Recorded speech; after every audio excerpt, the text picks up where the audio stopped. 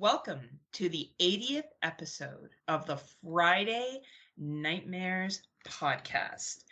I am one half of your hosting team, Heather Powell, coming to you today from Waterdown, Ontario, Canada, also known as that bitch from Dummies of Horror, also known as the sidekick to this man.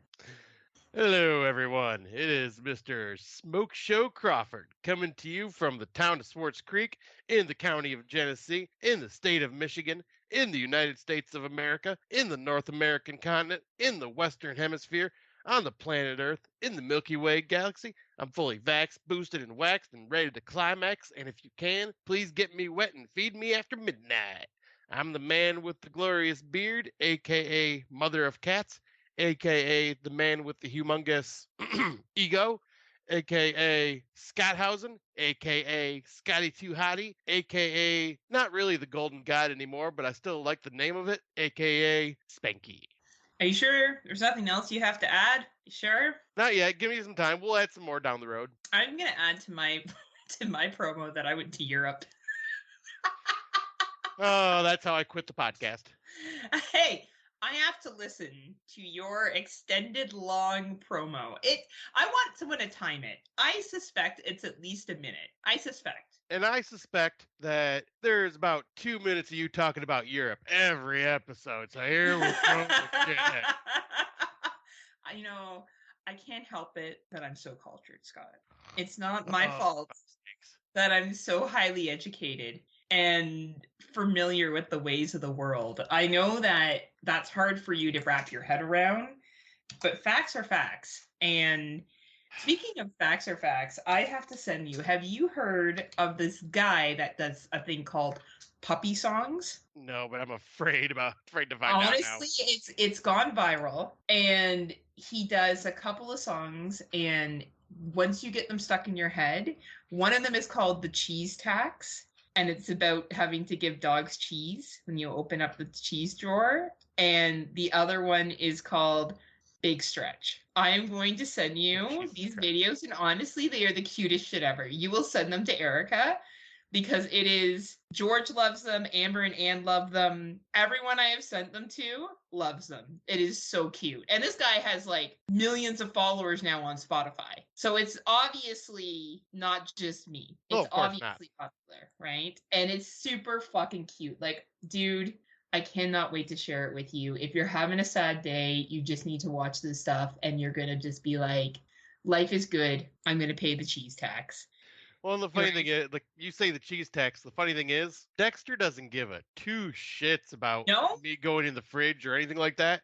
Like, I usually give him cheese when I'm trying to hide his medicine, but like he loves cheese. He also loves lettuce or cabbage leaves because he's a weird dog. Yeah, like I'll give him a full cabbage leaf and he'll just devour the whole thing. He's like a vegan. Yeah. But no, the cheese tax has to be given to Biff, my cat. Oh, you pussy.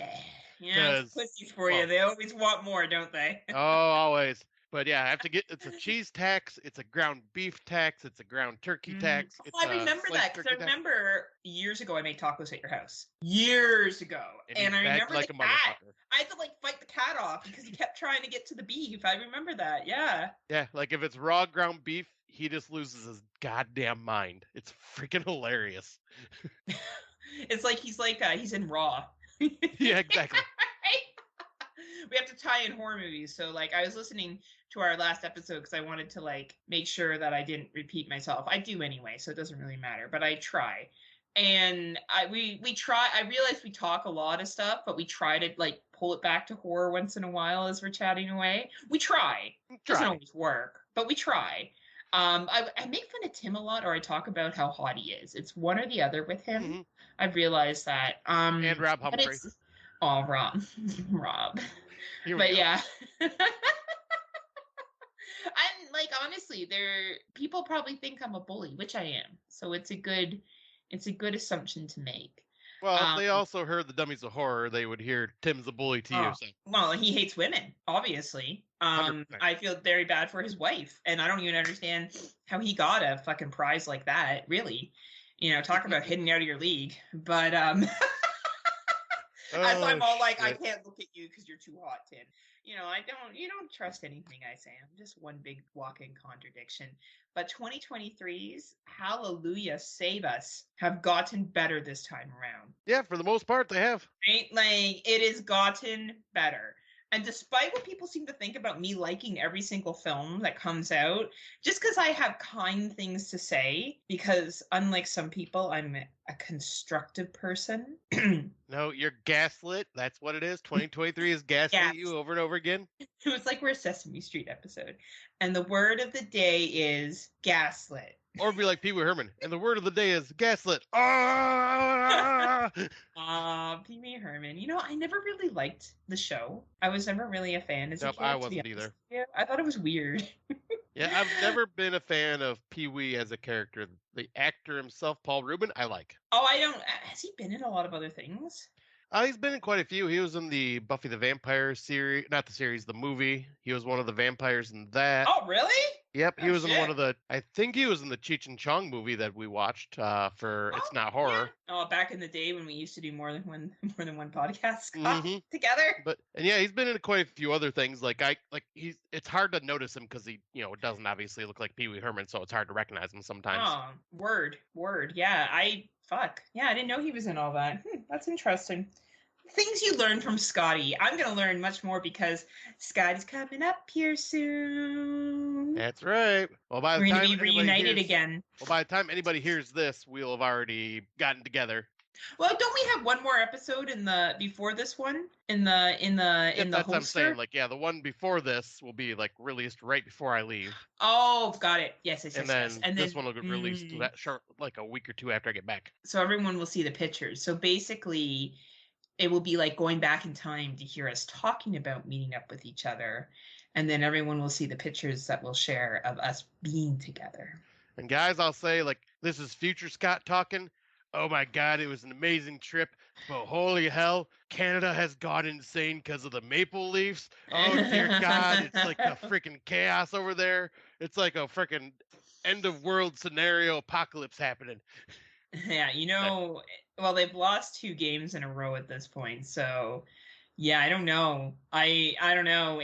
There could be a lot of sad, mopey Canadians or Torontonians or Ontario-tonians walking around. I don't know. I'm surprised they made it to round 2.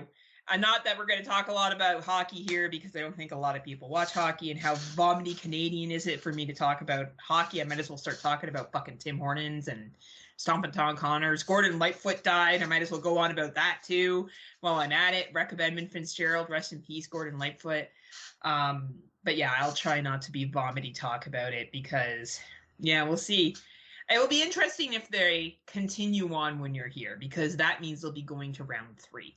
And if they go to round 3, I think this whole province is going to just freak the fuck out, especially the GTA, Greater Toronto area, for those who are... Oh, Grand Theft Auto? Yeah. For Rob Humphreys, who doesn't know anything, and for Tim Davis, who at least lives in Australia and may not be familiar, which makes sense. Yeah, so... Right. Yeah, but Rob Humphreys is like, I don't know where anything is past the twice. I have no idea. Obviously. Every single fucking time, Rob. And he does it on purpose, too. It's because he goes to music festivals that are done by 6. He's like, what time is the last band on? 4? Perfect. I can make early bird dinner and go home and go to bed. But yeah, we've actually watched some really good 2023. So why don't we just jump into it? Do you want to take the first one? Take it. Yeah, sure. Why Did you not? watch it? You watched it, right? You liked it too. Yeah, I just had to pull up the Google sheet real quick. I wasn't sure. Oh, sorry. I wasn't sure. I remember I was unsure if you were going to like this one because you don't like plot holes all of a sudden, or you don't like characters making bad decisions in horror movies. All of a sudden, you've decided that like any horror movie that has someone making a bad decision is unacceptable. So I wasn't sure if you would like this. Oh, for fuck's sakes. No, it's true though. Now all of a sudden you're all like, well, I think that was a dumb decision that they did that. I'm like, Scott, every fucking horror movie has a dumb decision in it. That's why. Yes, but some decisions sometimes can make sense. The ones that I was bitching about don't make sense. And you think okay. I want to hear it. You're gaslit. Remember this. That's why everyone thinks that you like everything, because you're like, no, it wasn't that bad. Hey, that's what I listen. That's what I say after every single Dummies of Horror episode. Well, that wasn't that bad. Or Slasher Radio. Oh, that wasn't that bad. That's why I keep listening to them. Anyway, Oh, let's talk about Tank. Enough about me. Let's talk all about. right. So yeah, the first movie we're going to talk about is The Tank. In 1978 Oregon, Ben and Jules inherit an abandoned coastal property from Ben's late mother, who's never mentioned it. The untouched house has been kept a secret for 40 years and comes with a beautiful private cove and beach. Jules searches for answers while Ben unwittingly awakens a fiercely protective creature. So, if you don't get it from the synopsis, this is a creature feature, and I'm all about creature features, especially. 10 out of 10 from Scott. No, I think I gave it a 6. But yeah, like I thought this was done well. It was a bit long in the tooth. The runtime could have been shorter because it was an hour and 40 minutes, and like I felt the runtime a bit here and there. But like I thought the acting was decent. And the creature effects I thought were really freaking cool and a unique creature. And I am getting a look from Heather, so I can't wait to hear her thoughts. But all around, I thought this was decent enough. That's worth like $1.99, $2.99 rental for me. Okay, we need to stop telling people that because this movie is not going to go for $1.99, $2.99. Well, that just gives the people an idea of where we're at. That's where Scott's at. Okay, this movie, I don't understand how he didn't have a problem with the decisions. Okay, so first of all, this family runs a pet store, and I just want to say, I don't care if this sounds like a spoiler. Who the fuck took care of the pet store for the rest of the time they were gone? Who? Well, if they're the care owners of the pet store, they're the owners, so they probably had other people working underneath them. But they didn't explain that, Scott. Did they? They don't need to explain that. It's not like they walked into the Texas Chainsaw Massacre house and goes, you know. Okay. Let's talk about their house. Okay. This is a little bit of spoiler for Tank, everybody. It happens in the first 15 minutes. So they pull up to the house and there's a log blocking the driveway. Then they walk up and the house is covered in fucking vegetation. They have to pull off the vegetation to get in. You're going to tell me that makes sense. But staying in some trailer trash house that your fiance's apparently owns and you don't want to piss him off, that makes less sense. But if you showed up to a vegetation house, you'd be like pulling that shit off. You and Erica would be like, yeah, babe, it's fine. Let's just pull these fucking stuff. I myself wouldn't. But someone that is all about like fixing up a house to try to sell it would stay there to fix it up to try to sell it. I know people have done that. Selective knowledge. I think Barry the Bride, you were just a cranky bear. And Erica agreed with me. She also thinks it's awesome. She said so. She said, Heather, it was awesome. Actually, her quote was, Heather, you truly have the superior taste to Scott as a podcaster. I'm sure she questions your taste and probably thinks you're gaslit just like me. She's like, fuck these two are gaslit. Maybe I should get some help. That being said, I did find that the movie moved quickly. The writing was a little cringe, but the creature effect and the setting did make up for it. It was entertaining enough. But I have a hard time justifying a rental for this one unless you really, really love creature features. That's why I'm saying $1.99. That's why I'm saying $1.99, $3.99. Yeah, like that would be high, and it's a shame because I was actually excited for this one. I thought it was going to be kind of a lot better than it actually was. Same. I was looking forward to seeing it, and yeah, it was meh. It was fine. Right. So it's available in Canada on iTunes, Google Play, Hoopla, Microsoft Store, YouTube. Does it say when it's available in the States, Scott? Is this on Hulu or something? Hoopla, iTunes, Google Play, Vudu, Amazon. Okay, same shit, different country. So there is The Tank. Now, did you watch this next one on the Chati? No, I did not. You told me, no, Brandon told us he wasn't a big fan of it. And I haven't bothered with it yet. Brandon Orlick, formerly of the Exploding Heads Movie Podcast. This is the most recent drop on the Chati, From Black. Darkness is coming. A young mother who is crushed by guilt and shame after the disappearance of her young son 5 years previously is offered a bizarre opportunity to learn the truth and set things right. Is she willing to pay the terrifying price for a chance to hold her boy again? I liked it. I thought it was decent. Very similar to another movie that came out that we've covered on this podcast. I won't give the name of it, but very similar.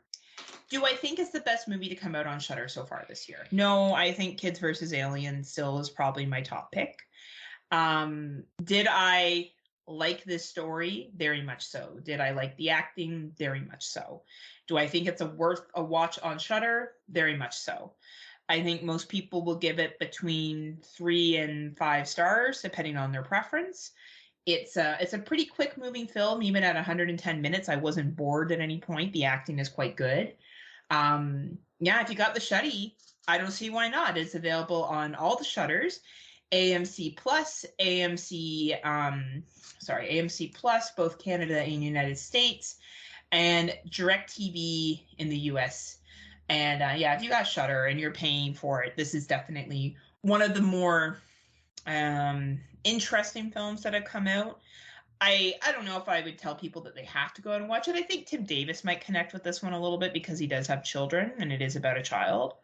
But yeah, I liked it. I thought it was entertaining. I think you should check it out. Nice. Yeah, I'll probably be watching that like soon, just because we're gonna have a little extra time before the next recording. So I'll knock out a few that we've talked about and then newer ones, obviously. Like, as a Shudder watch, I'm trying to watch all the Shudder ones unless they look absolutely fucking dreadful. And honestly, I would say this one was good. I liked it for what it was. Yeah. Now, sorry, go ahead. I think the only ones I'm missing right now is Unheard and this. Oh, it's not too bad. Yes, I've been keeping up on them. That's good, because we're very important podcasters with our very important award show that's going to be coming up, Scott. Oh, 100%. Very important indeed.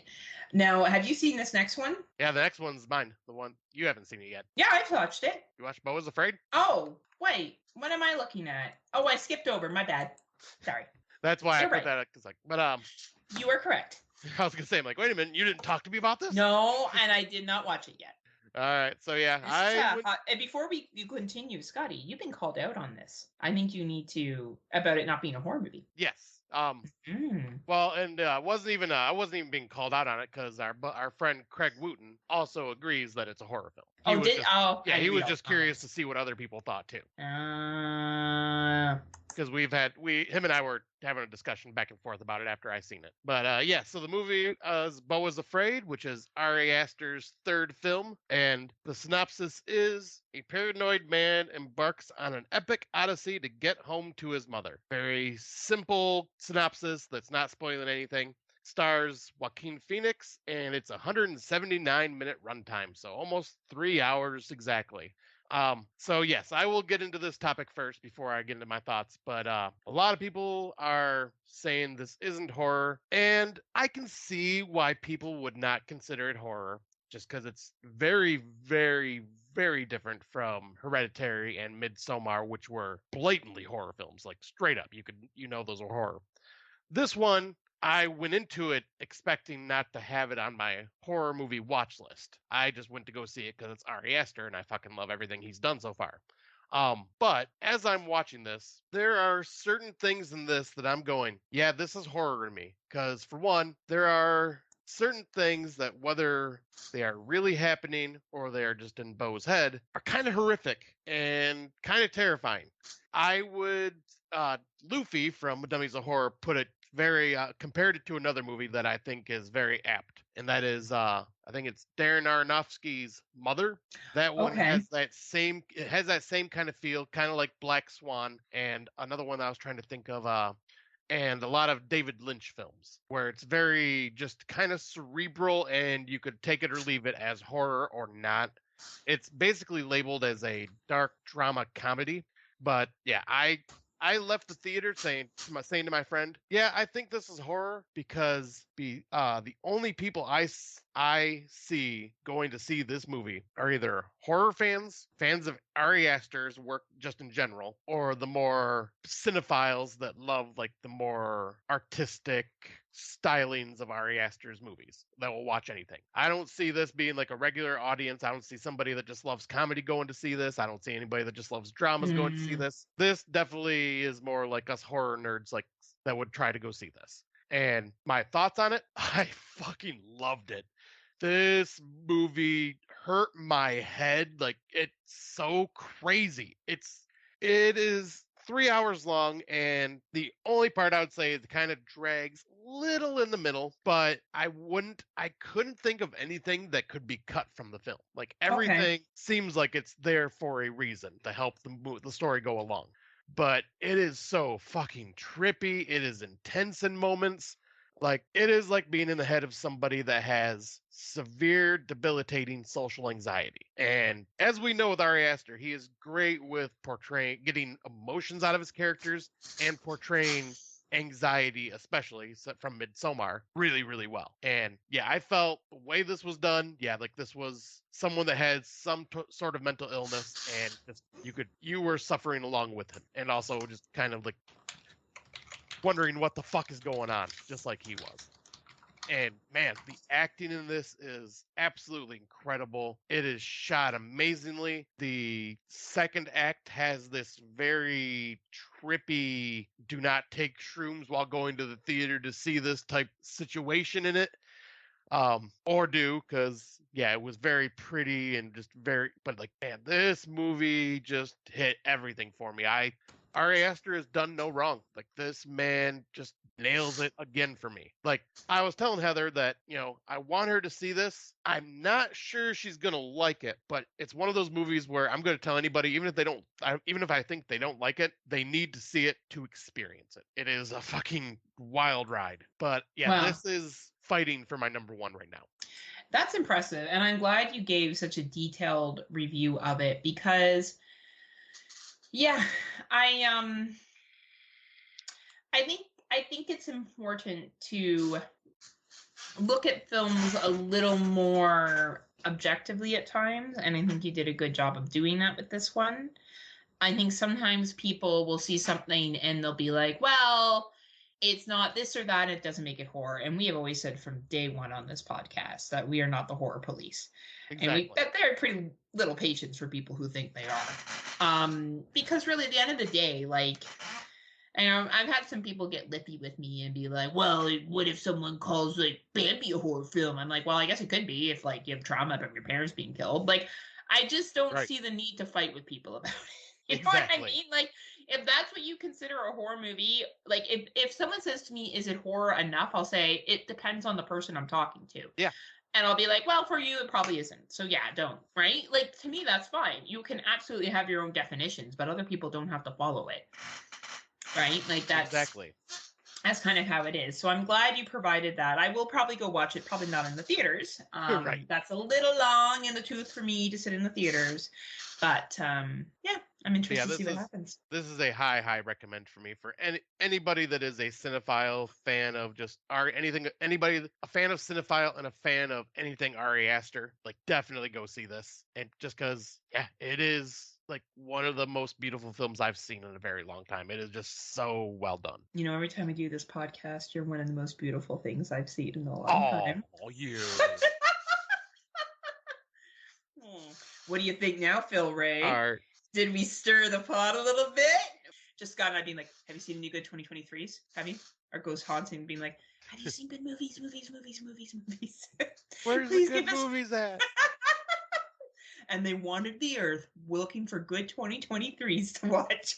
Heather's in the corner. Heather's watching everybody watch these movies. She goes, I like this one. And I'm like, damn it, Heather, stop it. Stop gaslighting everybody, Heather. The next movie. All right, sorry. Can I move on to the next one? Yeah, I'm done. Bo was afraid it's only available in theaters right now, unless I don't think it's on VOD, is it? No, I looked and it's not. It's okay. I don't think it's going to be in theaters long though, because I think there's only 2 run times, and unfortunately it's competing against like movies such as Evil Dead Rise, Renfield, and Mario. And with Mario, everything's losing to Mario just because it's freaking Mario and like big family movie type thing. Yeah, I guess you don't really take the kids to go see Bo is Afraid. That's true. Right, and then Guardians of the Galaxy 3 comes out this weekend, so yep, it's just gonna get pushed out of theaters really fast. Man, which is unfortunate. Big times. Well, better for me because then it moves to DVD or video on demand. DVD. I don't buy DVDs or Blu-rays. Yeah, you don't buy it. What the fuck are we kidding? Anyway, the one I'm going to talk about is the most recent Hulu drop, or Disney Plus here in Canada, which is Clock. It's a countdown for a reason. On the eve of her 38th birthday, a woman desperately attempts to fix her broken biological clock. This is a very interesting film. Pregnancy is a very big theme this year. And this film is more about not wanting to have a baby and people thinking there's something wrong with you. Now, there's certain parts of this film that are quite accurate. There's some conversations that are had, and as a female who has chosen not to have children, but yet likes children very much so and likes to be around them, I get a lot of interesting comments too. I've got comments like, well, it's not too late for you. And I'm like, well, actually, yes, it is. Um, it is too late for me. I do not want to have an infant. And that's fine if someone chooses to at 40. That is just not a choice I'm going to make. Right. And, I think a lot of people don't know I was pregnant at one time and I miscarried when I was married. And that was very traumatic for me. And, I think we should be careful when we ask people these questions because we don't always know their history, right? But I found this movie quite interesting. I got the message it was trying to portray. It's a Hulu film, so I always have a little bit of lower expectations of the Hulu films. Really? Yeah. Oh, wow. I think Hulu usually nails it out of the park, especially last year. They nailed it. Some of the films were come see, come saw. Like, they're into the dark stuff, I definitely agree with, but... Yeah, like, that's what I'm thinking. That, and, like, remember the one about the phones that came out last year with the parents? And, like, the kids? Oh, yeah. Like, that kind of stuff, right? And I'm thinking Hellraiser. Oh, yeah, Hellraiser was great, but, like, Hellraisers are, that's like a higher bar on Hulu. This is what I would say is what you would expect on Hulu. Right. Enough. So I think if you're a female, particularly if you're a female who's chosen not to have children and is a horror fan, I think you'll really dig this film. Otherwise, I don't think it's really worth a watch. To be honest with you, I don't think most men will get it. And I don't mean that condescendingly. I just don't think it's made for men. I think it's geared towards women who either have felt pressured into having a baby or maybe had children and they're not really sure if they wanted to or they don't want kids. I think it's a pretty small group of people that are going to enjoy this film. So that being said, if you sound like you fall into that criteria, no, Tim Davis, don't watch it. I don't want to hear you fucking complain about it on your show. Oh, anyway. So it's called Clock. It's on Hulu. If you have a Hulu subscription or Disney Plus, and what I said sounds like something you would dig, go ahead. If not, then I would say skip over this one. Fair enough. And I think the next one is you as well. Oh, you didn't see Fear? Not yet. Okay. So Fear, your mind is a trap. God.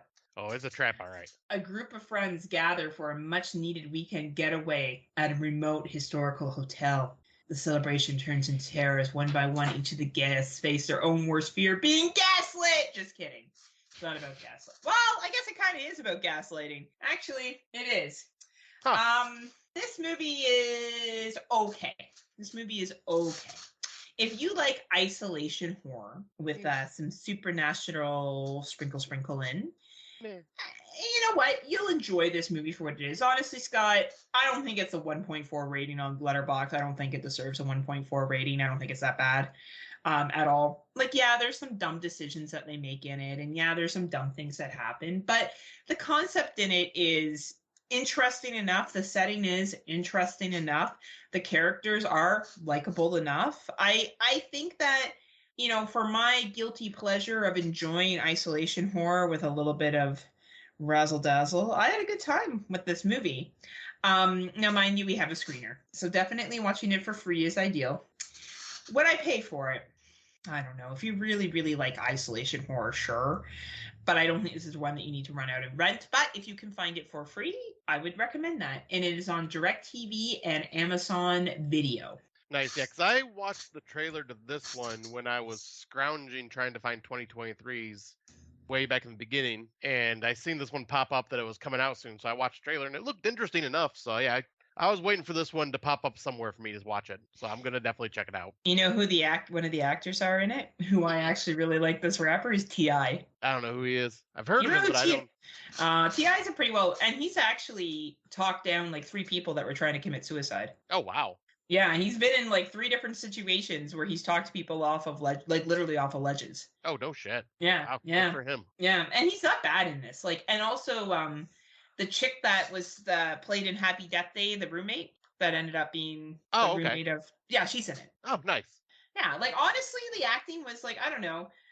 I'm not gonna like, I don't know. 1.4 stars seems really like low to me. Like I don't think it's that bad. You know, I wouldn't be like, oh man, best film of the year, but like I don't think it's that shitty. But I don't know, if you can watch it for free, watch it for free. Yeah, I'll say that'll definitely be one I'll check out. Yeah. And you've seen the next one? Yep. So the next one is one that I've watched called Yes. yeah, because you haven't watched this yet, have you? No, I haven't watched it. No. Okay. So this one is called Beyond the Neon. Girls direct to you in 20 minutes. Based on true accounts, a Las Vegas escort is recognized by her sister in a viral social experiment video. Looking to reunite the sisters and secretly motivated to capture the reunion on camera, Joey and his apprehensive crew are thrown into the dangerous and corrupt world of escorting, documenting every step of their desperate effort to rescue the woman from human sex trafficking in Las Vegas. So I started this one a while ago and I just wasn't feeling it, so I turned it off. And I'm glad I went back to it because, last week I kind of was, all right, I'm going to go back to these ones that I've started before and just, because I started them, why not? I'm glad I went back to this one because holy shit, like this is a heavy ass watch because it's done in the mockumentary style filmmaking from found footage. And yeah, it kind of just dives into like what it's like to be an escort in Las Vegas and the dangers of being sex trafficked because yeah, there is a lot of that goes on that no one really knows about because it's legal in Vegas to be an escort. Unfortunately, there are people that take advantage of that, capture women and force them to do this type of stuff and make them money. This was a really fucking heavy film. This is real life horror. And like I'm glad I watched it cuz like I felt the acting was all pretty good and it honestly felt like I was really watching a true documentary. Some of the things that these filmmakers were doing towards the third act seemed a little bit of a stretch, like putting themselves in as much danger as they did. But I mean, it's not totally unbelievable either. But yeah, this is one that I told Heather, I'm like, this will probably be a very uncomfortable watch, but I recommend checking it out just because like it will definitely probably land in a couple of our awards for like, real, little too real type category because this felt a little too fucking real. I saw a clip for a human trafficking movie years ago because my friend Anne used to be part of a human trafficking prevention coalition here in Ontario, and I went as a fundraiser and like to raise money to help get women and men out of human trafficking. And they showed a clip from this movie, and it was like an acted film, and it was fucking disgusting. Like I think people don't get that human trafficking wouldn't exist if there wasn't a demand for it. Right. And the people that are getting it are not these sleazy guys that you think they are. Lots of rich white businessmen are doing it. Mm-hmm. So, you know what I mean? It's a bigger issue. But so yeah, I will definitely watch it, and I appreciate you bringing it to the table because that is real life horror, Yeah, like this one I don't think a lot of people would in our horror community would watch just cuz like it's real life horror, not like, the not monsters fantasy. And yeah. But yeah, this one is definitely like it made me uncomfortable during some scenes. So I can only sounds imagine. like something Tim Davis will enjoy. Good Lord. Same with Rob Humphreys. But you can find this. It is available to rent on Amazon, iTunes, Google Play, Vudu, and Amazon Video. Booyah, Scotty! Excellent. The next one I'm going to talk about is You're Killing Me. One of you knows something. Eden goes to the Heaven and Hell party hoping to get a letter of recommendation to an elite university from the wealthy parents of her classmate, but the party quickly turns into a fight for her life. Did you watch this? Not yet. I tried watching it today, but I kept getting an error message every time I tried. Oh man, this is a recommend from me. I really enjoyed this film. If you liked, a couple of years ago, there was a movie called The Babysitter, I think it was, the one that we saw where the babysitter, like the babysitter must die or something like that. Oh, yes.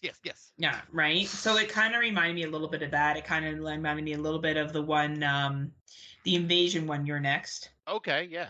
Like, it was fucking awesome. Whoever this young lady is, McKaylee Miller, fuck yeah, it was great. I really, really enjoyed this. It's about 95 minutes long, so just over an hour and a half. It's fun. There's some great gore in it.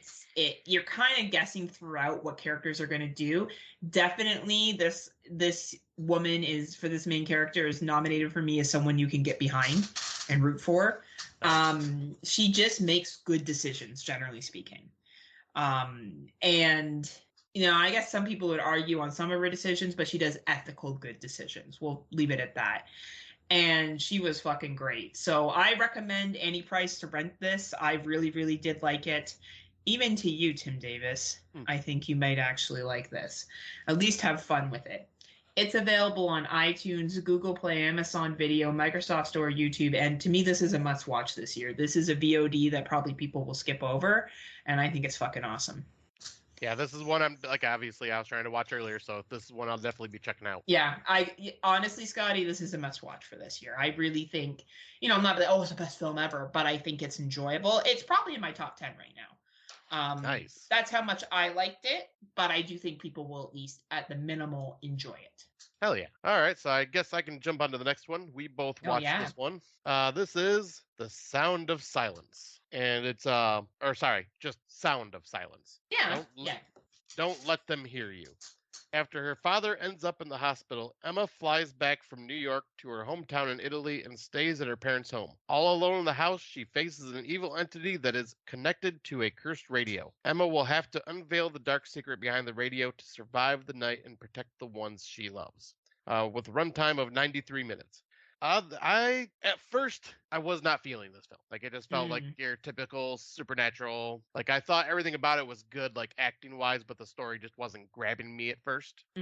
But then I finished it off today, and yeah, I dug this one. It was ended up being a really good ghost story. I like the kind of like the reveal of what happened like in the past to this ghost and why it's connected to this radio and everything that happens. Like, and yeah, this may win a couple awards for me. It wasn't like, because everyone knows me, I'm not a big fan on like the supernatural ghosty stuff. I enjoy them, but they're usually not something like, oh my god, I absolutely love it. But yeah, this one was a 7 out of 10 for me. I found it to be very enjoyable. Like, it had some very creepy moments to it and found it to be intense. I agree with you.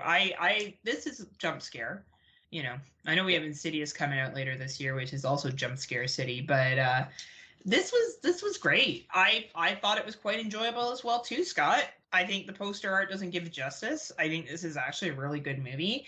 It doesn't have a super long runtime at 93 minutes. It's entertaining. There's parts of it that are maybe a little cheesy, but nothing that takes you out of it. Like, I enjoyed it. I enjoyed it for what it was. I think this is a good watch, and for us up here, it's available on iTunes, Google Play, Cineplex, Microsoft Store, YouTube. Is it the same for you? Yes, except for Cineplex, obviously. Yeah. Oh, and it's available to rent on Spectrum On Demand for us. Nice.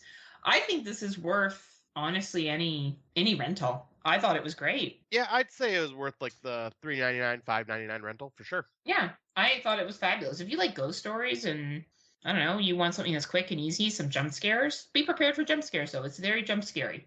Yeah. So know that walking into it. It's a jump scare movie. So, if you don't like jump scares, then don't watch it. Tim Davis. I would say like the jump scares in this were not obvious. No, but there was a lot. Like, they were majority of them were well earned, I thought. I would agree, but there's a lot. Yeah, there are. Yeah. Right.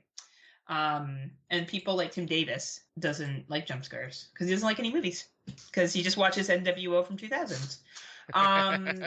So the next movie, did you watch this one? It's on a good friend's Plex. Not yet. This is one I was reading about, and I'm very curious to hear your thoughts.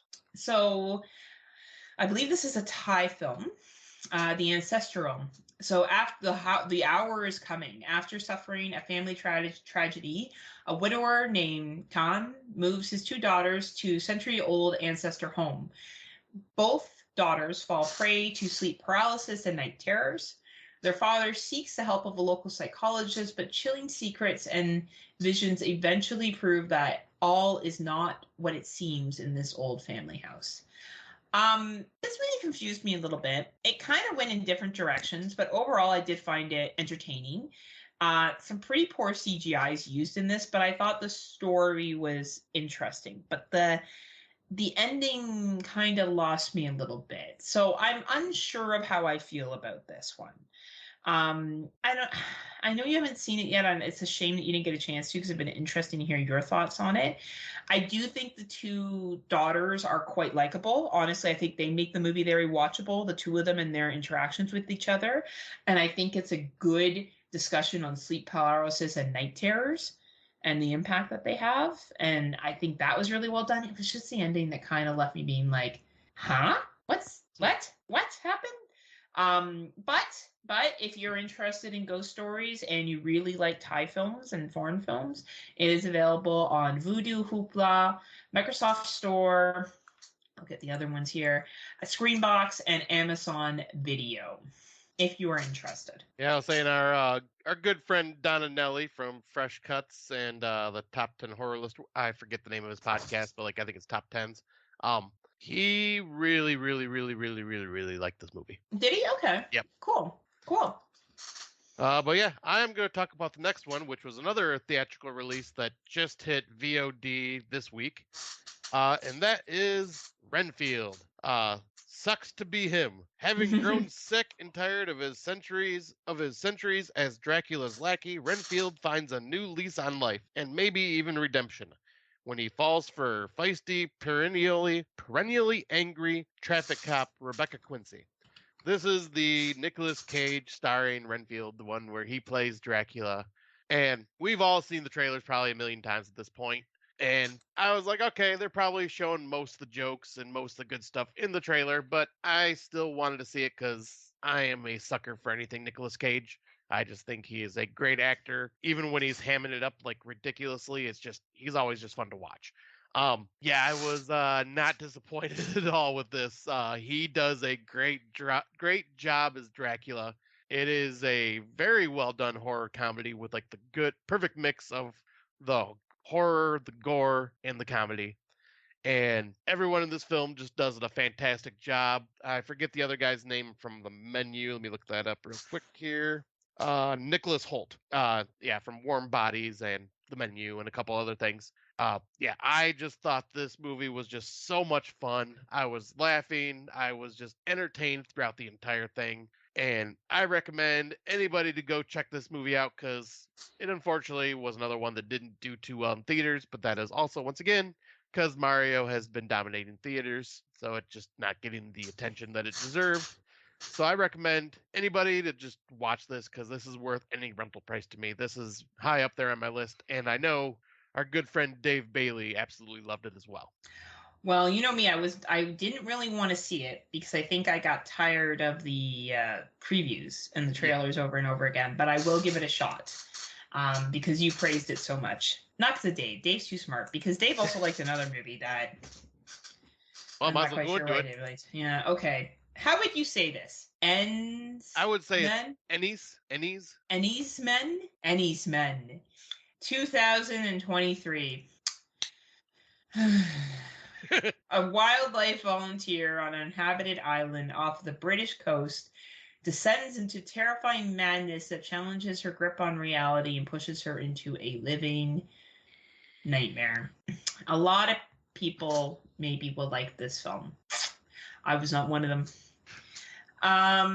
It is filmed like a 1973 film, which is cool. It was filmed during COVID, so they had a very low carbon footprint, probably because they didn't do much in this movie.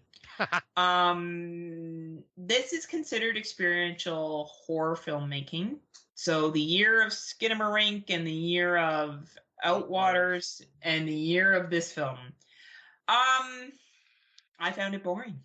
I found it too artistic. I did not get it. It's based on this woman finding flowers and going crazy because of the flowers, and it just wasn't for me. I will give it credit that it was filmed really, really well.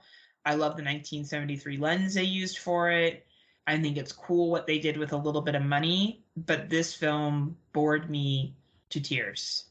I got 20 minutes in and I was like, this is not a Heather film. This was a mistake. And I kept watching it because I was like, well, we're recording tonight and this is one of the few most wanted films or talked about films that is coming out. And I don't know if people are liking this because they truly get it, because it's different, or because they want to be different, or they just really like red jackets. So Dave Bailey. yeah, that's for you, Dave. To each their own. If you dug this shit, awesome. You could not pay me to watch this movie again. Oh, wow. I found it that boring. But if for some reason you were a Skinamarink fan, or maybe you liked Outwaters a lot, like Scott's like, oh, I like Lamb, and what was the other things he suggested? The Lighthouse. I'm like, I would rewatch The Lighthouse back to back 3 times in a row before I would watch this again. And that's saying a lot. And I liked Lamb. I thought it was I thought it was weird, but it was interesting enough. Like, there's no dialogue in this. I understand there's a power to not having dialogue, but it doesn't work for me. It just doesn't work for me, right? Like, I can't, if I want to watch a fucking silent film, I'll go back and watch some black and white shit with music to it, okay? Like, I'm not going to watch this. I don't enjoy it. Not my thing. But obviously it's well liked out there. There's some people that like it. Rock on. But not for me. Not for Heathers. Fair enough. Yes. Where can people find this if they want to? Oh, fuck. Okay. iTunes, Google Play, Amazon, Cineplex, Microsoft Store. You sound so defeated. Probably, I don't know, fucking Shudder's going to pick this up next year. And it's going to be, oh my God, it's on Shudder. Oh my God. And they're going to, like, fucking jizz all over it. And then I'll be like, well, I didn't like it. They'll be like, oh, it's because you just didn't get it. That's why. And I'll be like, you're Maybe right. You just need to watch more movies, Heather. Maybe I just need to watch more movies because, and hey, I'm not saying anything was wrong with the film quality. The filming was great, and the acting from not saying anything was good. I do appreciate that people can act without using their voice, but I found this incredibly boring. Like paint drying, like how you felt about. I'm not sure. I think if someone said to you Skinamarink or this movie again, I would choose Skinamarink. Oh God. Oh yeah. Boy. Because at least with Skinamarink, I got what was going on. Enough, right? Like, I got that these kids were in this house and you weren't quite sure what was happening to them and they couldn't find the prince. I didn't understand what the fuck this woman was doing. If I hadn't known that she was a wildlife volunteer, I wouldn't know why she was there. She was like some woman fucking running around a field. Finding fucking flowers for an hour and a half. Like, I didn't really fucking understand having weird nightmares, being at church, but yet there's no one on the island. Like, it was the most confusing fucking shit. We would need to have Dave Bailey come on here and explain it. And me to be like, and then what? And he'd be like, blah, blah, blah. I'm like, but why? But why? Like, honestly, out of all the artistic experimental horror films I've seen, this one, to me, I did not get. It went over my head. I didn't understand it. If you like it, that's awesome. Not for me. Not for Heathers. Like Skinamarink did, or like I did for you with Skinamarink, where it made you curious enough to watch it. I think I almost have to watch this just to see. Be prepared to be bored as fuck, though, Scotty. Like, this isn't The Lighthouse. Yeah, I'll say I'm expecting it to be like, if you are comparing it to Skinamarink in that aspect, I'm expecting I'm not going to like it. But it's more or less, now I'm curious. I got to kind of just see. Like, I will be shocked if you walk out of that movie and you tell me there's some cool, like, the thing that is a saving grace here is the camera work and the cinematography. It is good. It is good. Right. It's cool that it's filmed like 1973 film. Like, that's cool. That's awesome. But in terms of plot and going what the fuck's going on, nah, makes zero sense. Zero. Fair enough. I don't get this. Like, I don't get this fucking abstract art shit. Can we just, like, please, for the love of God, just have movies that like have some dialogue in it so I know what the fuck's happening. Please. I am a simple creature. She's just a simple Heather. And I don't understand. With my fucking master's degree, I don't understand. I think I could take this to my master's degrees at students and be like, hey, do you guys get this shit? They're like, no. I'm like, yeah, we're all done. We don't get this shit. I don't know. You have to take to a bunch of film students. I almost want to take this to the University of Guelph, sit down with the film students, show them and go, explain this to me. What the fuck does this movie mean? How does, unless I had read the synopsis, I would have no idea what to tell you, Scotty. If I read no synopsis, I'd be like, I don't know, some chick in a fucking red jacket ran around what looks like the British coastal line. I think she lived by herself, but I don't really know. And she, like, passed out at the end. Like, I would have no concept. and she was obsessed with these like weeds that looked like shitty flowers. And there's a lot of fucking scenes of sunsets and fucking water and fucking rocks. The only reason I have any concept is because I read Wikipedia and IMDb to fucking figure out what's going on. So there you go, Tim Davis. I don't like every single fucking movie. Love it. C-word. Yeah. Tim's gonna go watch it now and be like, Heather, I got it. I'm sorry you're not smart enough to get it. And I'll be like, Tim, you're my hero. And not all heroes wear clothes. Some heroes watch this movie, like Dave Bailey. Thank you, Dave Bailey. Cemetery Gates podcast. Listen to Dave. Dave's really smart. Maybe he can fucking explain this film. I don't know. I don't know what the fuck this is. Can we please just go back to making movies with dialogue? Okay, this is not 1929, okay? We have created sound, all right? Nosferatu was great for its time, okay? It was great for its time. Phantom of the Opera, the original, great for its time. Awesome. Silent films, get it. We no longer need silent films, okay? We no longer need to stare at oceans and stare at rocks and have this symbolism in movies with absolutely no context, okay? We don't. Stop it. Please, this is your skinning rink. I love this. For the love of God, stop. Please. Oh, I am loving this. I can't take it anymore. If there's another experimental horror film that comes out that thinks it's so fucking clever this year with this shit, and then we're going to get people being like, oh, well, it was so much better than other films that came out last year. No, it's not. Okay, none of these experimental films have been better than the films that came out last year. There was someone that said it was better than, again, I keep forgetting because we watched so many movies. The one filmed in Michigan under the monster that lived under the houses. You loved it. I can't remember. Barbarian. Barbarian. There is no world where any of those fucking films outwater this film or Skinamarink were better than Barbarian. All right? There is no world where that exists. You may think they're better, but objectively they're not better. They're not. Your personal opinion can be that. That is fine.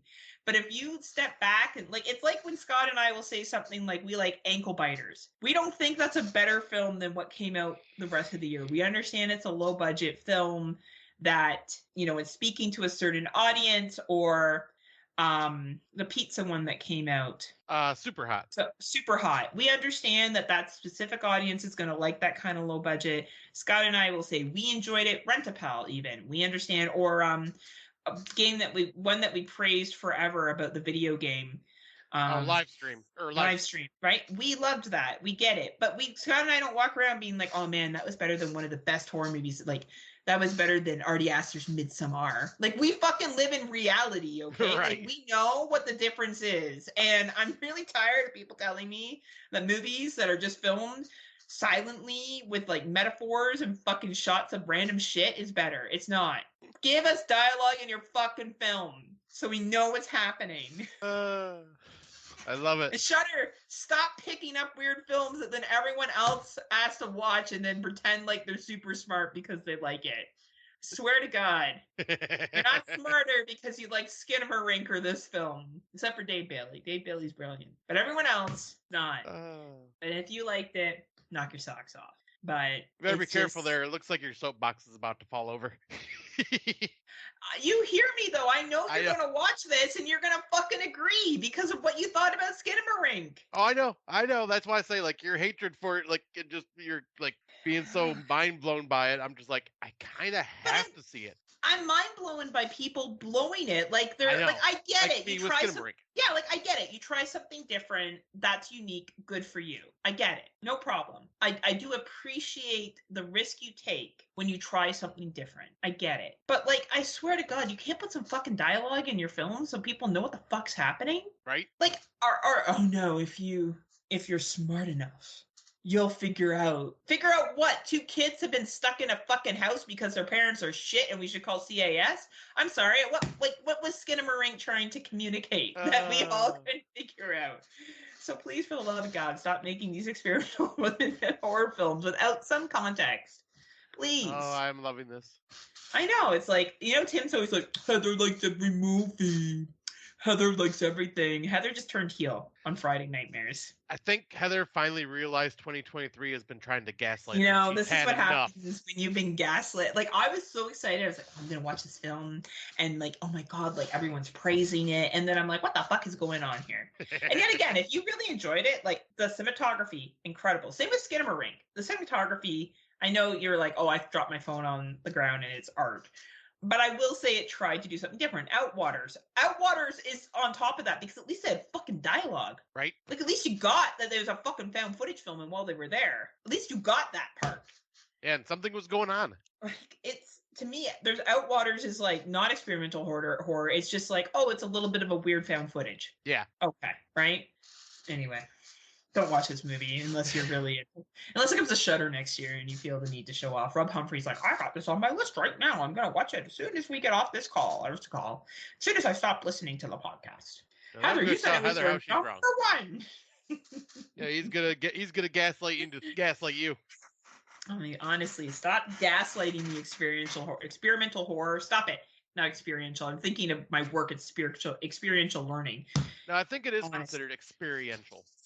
Is it? Yeah, because they say it's an experience. Oh, it's an experience, all right. It was an experience with my patients. All right, on to older watches. All right, I could take this one to give you a break for a second. You said word. I'm going to go back to talking about it. No, just to give you a breather. You know what it's like, Bret the Hitman Hart with Goldberg? I'll just be talking about some movie, and then I'll be like, I'm like Skinamarink. Anyway. So yeah, we'll do the older watches, and so Erica and I did our To Be Tuesday like in person. We watched Dave Made a Maze, which was a very, very fun film. But the one I'm going to talk about is the one we ended up watching last night. We decided just to get together virtually and watch a movie. And it was one she recommended called Odd Thomas. And it was made in 2014, excuse me, and stars Anton Yelchin, rest in peace. The synopsis the tagline is, I might see dead people, but then, by God, I do something about it. And then the synopsis is, in a California desert town, a short order cook with clairvoyant abilities encounters a mysterious man with a link to dark, threatening forces. This is more, I would say, it's kind of a mix of things. It's a relationship, drama, horror, comedy. And I had such a great time with this. Anton Yelchin just does an amazing job, as always. And I found all the acting to be really good. Also stars Willem Dafoe as the chief of the police. And yeah, this was a very entertaining movie, like from start to finish. It's an hour and 40-minute runtime. I definitely recommend this if you haven't seen it yet. It did fucking hit me in the feels at the end where I actually started fucking having tears in my eyes. So it definitely got to the Scotty emotions a bit. But man, I just found this to be a lot of fun. The effects are pretty neat. Very fun little story. And yeah, I don't know what else to really say about this without spoiling anything. So I just say, like, go check this out if you haven't. It's just a lot of fun. Thank you for sharing that, Scott. I just want to go back to my. Oh God, don't. Just kidding. Just kidding. I got Mexican food to eat, woman. Hurry up. You know, you were allowed to talk about Skinamarink. I'm allowed to be funny too. I know. I'm not about Scotty all the time. It's about Heather's. All right, I watched Jawbreaker in 1999. Have you seen it? I have not. Yeah, it's very much like a teen flick from 1999. It's basically about these chicks that prank this other chick, and she chokes and dies on a jawbreaker. Never happened to me because I could deep throat like a fucking champ. But that jawbreaker would just slide its ass right back down to my tummy. Oh dear Lord. They'd be like, Heather, I thought you were gonna die. I'm like, I've been taking talks for a long time, girls. For fuck's sakes. I can handle a fucking ball in my mouth. Anyway. Uh. It's fun. It's a fun little movie. I don't know, if you really love 1990 like fun shit, it's a good one. Who stars in it? Rose McGowan, Julie Benn, Judy Greer, Rebecca Gayheart. Yeah, it's fun. It's a really fun little film. Glad I got to see it. It's a good little dark comedy, but you really gotta love, like, oh my God, Billy Girl. I like Judy Greer in this. Honestly, steals the show as the nerd that becomes a hot chick, and then like the revenge that gets taken on everyone. It's fun. So if you're looking for something fluffy that has dialogue, you can definitely watch this film. So awesome. What's new Oh, not much. What's up with you? Scotty is coming. Yay. Oh, Oh, I'm coming all right. And we are going to go to the Hermitage Mansion. And according to Ghost Fandom, this is a level 3 haunting, manipulation of objects. So the background is the Hermitage was a very large and impressive house, but was destroyed by a fire in the 1930s, and it's now a ruin. Only the walls of the building remain. There's no roof, and inside is scattered with rubble. Prior to the fire, the mansion had been knocked down and rebuilt once before. The first Hermitage Mansion was built in 1830 by Scotsman's George Shee. She died before the mansion was completed. The land was bought by an Englishman, Otto Ives. Ives lived in the mansion for the rest of his life, died in 1853. Then the mansion was purchased by Irishman G.G. Brown, and it was Brown who rebuilt the mansion and knocked it down to build a new one. He passed the mansion down to his daughter, and she was the last owner of the home. The fire that destroyed the house in 1934 started as a result of a broken chimney. After the mansion collapsed, another smaller house was built with the ruins, and the smaller house still stands today, though slightly worn down, and the site is quite haunted. So the first ghost was William Black, who we heard about before. He did get married and he did live there, but unfortunately, his wife died. It was very sad. So Black was completely heartbroken and devastated by this, and he couldn't imagine living life without her. For this reason, it's believed that he took himself to the barn around the back of the house and hung himself from the rafters, Scotty. Oh, boy.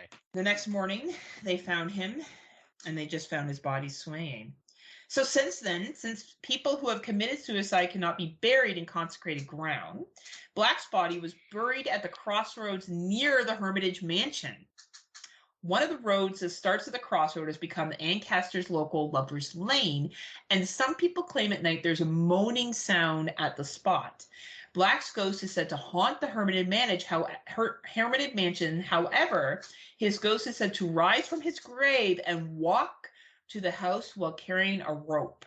He sometimes walks from the house to the grave or to the spot where he committed suicide.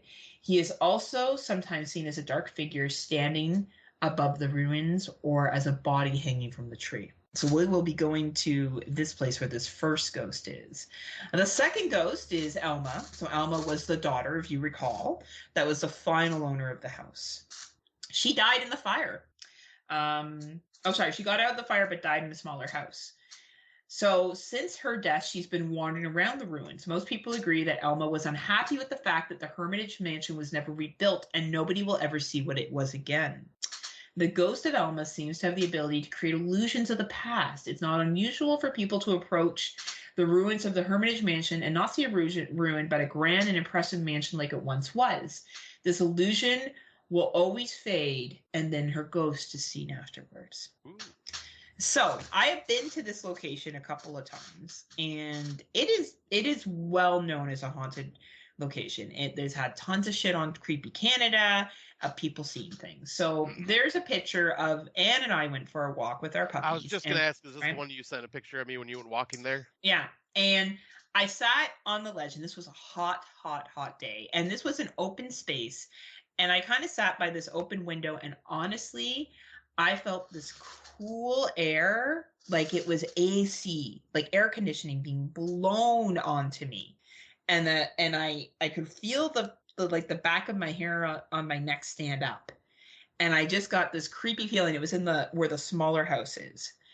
And I had Anne, take the picture. Anne, take the fucking picture. And she's like, what's your problem? I'm like, and I walked away, and as I was turning the corner, I could feel the air get warmer again. Oh, wow. So I said to Anne, I'm like, can you go stand over there and just see if it's cold to you? She goes over, she's like, I don't know what you're talking about. I'm like, you don't feel like a cold air blowing on you, like it's AC? She's like, Heather, it's like fucking hot outside. It's like, I don't know, what's 30 degrees Celsius, 35 degrees Celsius? I think it's like 80 degrees. 80 degrees, right? I'm like, so you didn't feel anything? She's like, no, I didn't. I'm like, okay. So I am definitely a believer that this is a very active site. So this is where we'll be going. So what are your thoughts, Scotty? Are you excited? I am, because this one actually sounds like a legit haunted place where the ghost tour of downtown Hamilton didn't really have like any feelings of a haunted place. Like I know there's a lot of history there. If that felt more like a nighttime history lesson, which Yes, is it was like a awesome. history tour, which was cool, but it wasn't. Where this sounds like a legit, just like haunted place that I am down to check this out. I'm excited. I know Erica's excited as well. I think it's just going to be a lot of fun and probably going to be very creepy. I'm all It about is. It's creepy. I've been there. I've walked by it several times. It's on part of my hiking trail, and I'll be real with you. I don't like walking by it during the day. I That will says walk something. around it. I won't go through it by myself. I will always take the very extended long. And there's people that eat there and have lunch. I'm sure and I'm there during the day, and I just get such an uneasy feeling when I'm there. It just definitely rubs me the wrong way. So this for me is a ghost tour that I haven't really done because I do find the Hermitage very scary, and I do believe the stories that have happened there. So it will be very fascinating for us to go. And I think at this point we may be the only people on the tour group. Oh, really? Ooh, Yes. nice. Yes.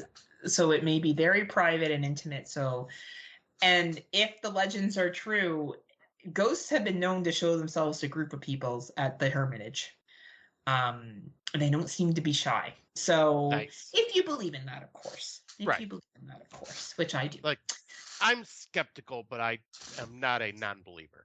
The only other time I had that kind of creepy, uneasy feeling, and I'm not bringing this up just because of it. I was at a castle in England, and I had a friend of mine take a picture of me. Like I was on these stairs that led down from like where the prisoners were kept, and I just felt really uneasy, like just this sense of like Yeah, because I think stress you may have brought and that up on the heaviness. show at one point. Yeah, and that was the last time I kind of felt that. And hey, I'm not saying I'm no special person or anything like that, but there's things in this world we can't explain. So I'm so excited for you and Erica to experience this, for all of us to experience it together, and hopefully it doesn't turn into a found footage film.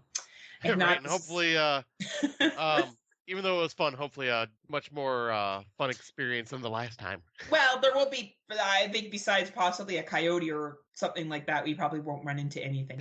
Right. There are wolves there because I've run into wolves in that park. Big, because I thought they were huskies, and I was like, "Oh, look at those big huskies! Those aren't huskies." Those aren't huskies.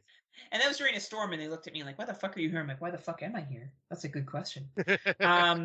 So we'll run through the trailers that we watched for Out of the Dark, Scott can go stuff his fat face, and I can go stuff my fat face as well. Yeah, we decided to bring back an old topic of ours back in the day. If people remember listening to us from the very beginning, I think we did it for like 3, maybe 4 episodes, but like this was technically our Out of the Dark segment before it became Out of the Dark. We just watch some trailers and talk about them. Yeah, so why don't you go about the first one, because I think you're most excited for this one. Oh yeah, this is my next hyped film of the year, The Last Voyage of the Demeter, which is the story about the ship that has Dracula's coffin on board during the story of Bram Stoker's Dracula. And when it shows up to the mainland, there is no one left on board. Like everyone's dead or missing. So this is kind of what happened on the ship. And the trailer, well, first I gotta say it's by the director Andre Overdahl, the guy that did Troll Hunter, Autopsy of Jane Doe, and Scary Stories to Tell in the Dark. So right there, I was like, all right, this guy's done some great shit. I'm excited. So I watched the trailer, and yeah, this is not your typical vampire type story, so to speak. Dracula does not look like a regular old human. He looks very much like a monster in this. He looks like a creeping motherfucker. Yeah, I was gonna say, looks very similar. He looks like Rob Humphreys. Yes, exactly. I actually was like, Rob, I messaged him like, I didn't know you were in a movie this year. He's like, I hate you. But yeah, I am so stoked for this. It has I've gotta look up his name now, but he was in one of the movies we talked about recently, like I think during our Irish or Scottish episode. What the hell was the name of that movie? But I'll look it up as well. Yeah, he was the guy that was captured by the police, and he was in the jail cell, and shit just kept happening while he was in the cell, and he was basically death. Oh yeah. Okay, Liam Cunningham. Yes. Yeah, he was also Sir Davos, the Onion Knight from Game of Thrones. But yeah, he's in this, and he is a great fucking actor. So like seeing him as the He captain of the is. ship, I'm like, hell yes, I am so on board for this. It looks intense, it looks scary, and it looks like it's gonna be. Oh Looks man, like and it's. he's a fox too. Yeah, He's he's a a good mature looking dude. fox. He's a good looking man. Yeah, what are your thoughts on this? Oh man, I agree with you, Scotty. I was like, fuck yes, Scotty, bring in the power. I thought of my good friend Mark, who loves Bram Stoker's Dracula, and is actually, well, he is a writer, so Mark is a writer, and he's very familiar with the Legend of Dracula. So I know he's going to be watching this for sure because he's going to want to make sure it lines up. I will be going back to England later on this year, so if he doesn't watch it, I will show it to him because I think he'll really dig it. But your excitement for it was totally granted. It looks fucking well filmed. This is a theater watch. Like, this Yeah. is a fucking theater watch. I cannot wait to take George. I think he'll love it. He's the only other one that watches horror movies besides you and Mark. When I go to England, I got 3 people in my life that watch horror movies. That's it. So I'm excited. I think it'll be fucking awesome. Yeah, I cannot wait. August 11th can't get here soon enough. For sure. Insidious, The Red Door. Yeah, so like, bringing Insidious back. We're bringing Insidious back. Yeah, you so other motherfuckers don't know how to act. Well, that's your demon, better watch your back. I'm just waiting for her to get through singing Justin Timberlake. Yeah, I know. It was kind of funny though. That was kind of impressive, was it not? It was, because it's gonna be May. Because it's gonna be May. Anyway. But yeah, so yeah, I believe this is supposed to be the last part to Insidious, the final, like kind of like the final chapter or whatever, The Red Door. I watched all 4 of the Insidious films during my first time watches when we started this podcast, and I found them to be pretty good. They were entertaining. Yeah, they were entertaining. And this looks like a little more of the same, maybe a little more darker. Like there were some things that they show in the trailer. I'm going, ooh, that doesn't feel like Insidious to me. That feels a little more horror-ish than I expected. But yeah, it still has that Insidious vibe to it. And everybody seems to be, I don't know if the brothers are back, but what's her name? Lynn Shay is back. I don't know if her team is back with her, but I don't know if it's her vision too. Like I don't know if it's her on videotape or if she's actually right.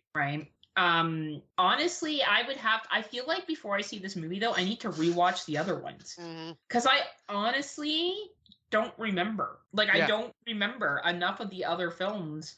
Like I remember the third one was a prequel. Yep. Right? But fuck me, I don't remember the other 4. So like I feel like, and watching the trailer, I'm like, fuck, I better watch the other one before I see this one. It's or funny I'm gonna be fucking lost, right? Funny because that's exactly what I was saying to myself, going, shit, I might have to rewatch these because I'm like drawing a blank on what's going on. Like I'm like, why is he? So Patrick Wilson's directing this one. Oh, interesting. Yeah. So James Wan did the first ones. Not Leah Whannell. Adam Robitel. Is that right? Okay. And then Patrick Wilson. So, yeah, it will be interesting to see. I'm interested to see how it goes. It's an Insidious film. You know, you could tell already, like jump to jump to jump to jump. Like it's gonna be jump scares. Exactly. With demons. But hey, you know what? At least it doesn't try to be something that it's not. Right. And it's continuing what it's done before, so it's fine. Like I'm totally for it. And you know what's interesting? Like Sinister, I'm surprised they never made a real franchise with. I think the second one, it did poorly compared to the first one. It didn't do as well. Right? It would have been interesting if they had been able to pull it off with Sinister. I give these guys credit. To do 5 movies is pretty good in a franchise. And that makes it a franchise. That makes it a franchise that maybe we should talk about a little bit more, right? Exactly. And then, the next one is a A24 film, Talk to Me. Oh, man, this looks so fucking good. Yeah, I was going to say, like I was saying before, like, I'm not a big fan of most supernatural films. Like, I think they're all right. This one looks legit fucking creepy. It looks so fucking interesting. I love the concept. It's almost like they're using the monkey paw concept in a different way, and fuck, it looks good. I cannot wait for this movie to be fucking dropped. It's released on July 28th, and fuck yeah, sign me up for summer, man.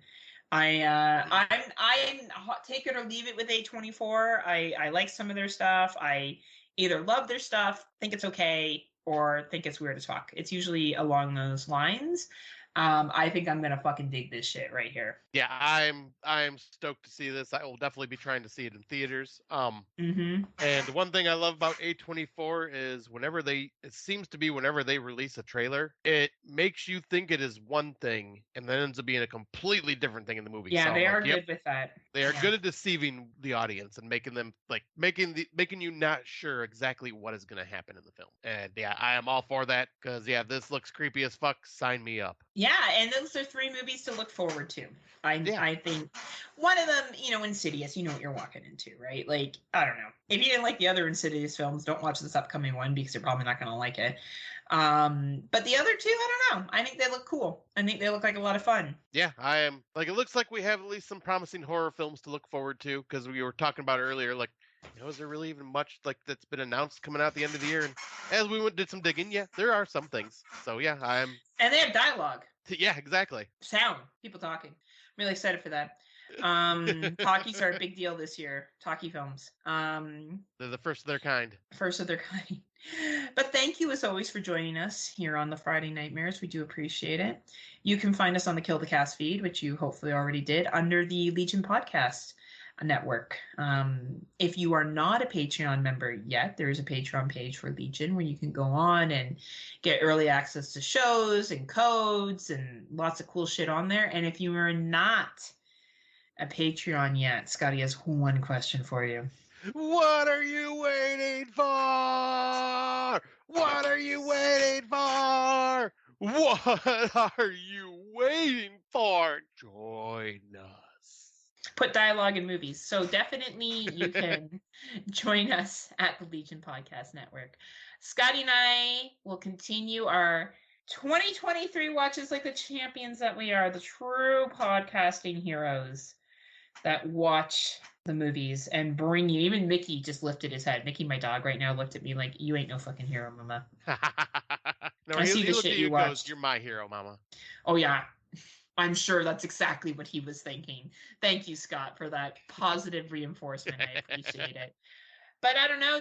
Thank you as always. Scotty and I are going to go on a ghost hunt. Going on a ghost hunt. Going on a ghost hunt. Going to catch the big one. Going to catch the big one. You probably don't know that song, but it's called Going on a Bear Hunt and it's for preschoolers and you clap your knees. And, Okay. Yep. right. I do know that. Hopefully we don't make the Blair Bitch Project, Canadian style, where I'm like grabbing a camera and I'm like, I'm sorry to Scott's mom.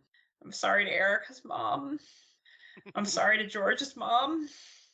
I'm sorry to Amber and Amber's mom, Dave's mom, and everyone else's mom. Not my mom, because fuck you, mom! Wow. Miss Powell, did you hear that? Right? And like it's Heather, in the Blair Witch Project. So it only makes sense that we should have Heather in the Blair Bitch Project. Totally does. Right? We're gonna make a found footage film. It's That Bitch Project. That Bitch Project. And it's just like me chasing down Tim. But until, I don't know. Do you have anything else to say to the good people, Scotty? Well, you sound like you were about to say it. I know, I was about to say your line. My bad. Until next time, kiddies. Unpleasant dreams. See you. Keep dialogue in films. Please. Please, for the love of God. All right. And end scene.